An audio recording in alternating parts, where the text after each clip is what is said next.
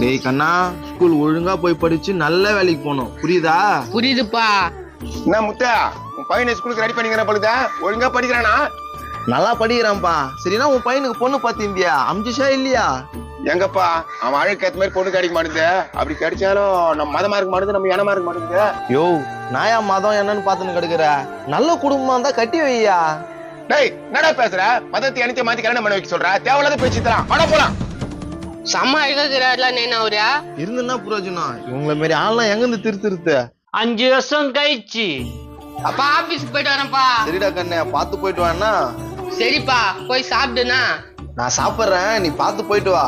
டேய், உனக்கு பொண்ணு தேடி 5 வருஷம் 10 வருஷம் ஆகி போச்சு, பொண்ணே கிடைக்கலடா. ஏப்பா முத்தா, நல்லா இருக்கிறியா?